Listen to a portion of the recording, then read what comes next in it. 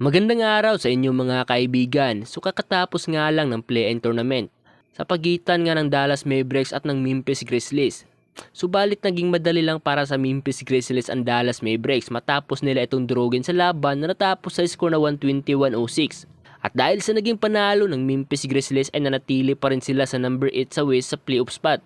At kasado na nga ang kanilang maging bakbakan sa first round ng playoffs kontra sa number 1 seed sa West na OKC Thunder. Binuhat na nga ni Anthony Davis ang Dallas Mavericks matapos niyang magtala ng 40 points 9 rebound. Ngunit hindi nga ito naging sapat para makapasok ang Dallas sa playoff spot.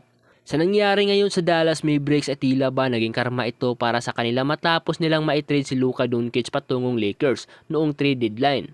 Dahil sa pinagagawa ng Dallas General Manager na si Nico Harrison ay sa kangkungan nga ang bagsak ng Dallas Mavericks ngayon.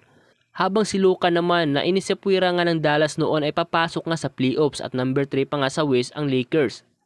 Ang dating Dallas Mavericks last season na umabot nga sa NBA Finals dahil kay Luka, ngunit ngayong season nga ay hindi man lang nakapasok sa playoffs. Habang naka-upset naman sa playoff spot itong Miami Heat matapos nilang durugin ang Atlanta Hawks na umabot mga sa overtime ang laban na natapos sa score na 123-114. Kaya naman na-secured pa ng Miami Heat ang number 8 playoff spot sa East matapos ng dalawang magkasunod na panalo sa play-in tournament.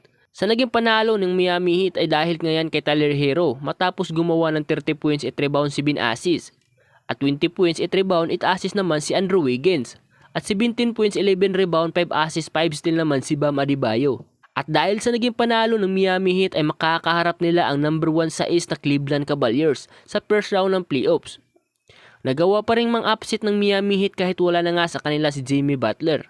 Samantalang bukas na nga mangyayari ang inaabangan ng mga Lakers fans, ang Game 1 nga sa pagitan ng Minnesota Timberwolves at ng LA Lakers sa first round ng playoffs.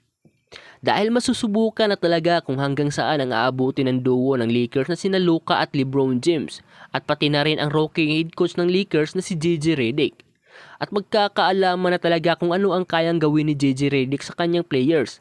Baka kasi matulad lang ng mga ibang rookie head coach sa NBA itong si JJ Redick na pang regular season lamang na dinurog naman tuwing playoffs. Kaya naman kaabang-abang talaga ang Game 1 sa pagitan ng LA Lakers at ng Minnesota Timberwolves bukas. Ngunit bago tayo matapos ay maaari bang makahingi ng isang like at subscribe sa aking channel bilang suporta at maraming salamat.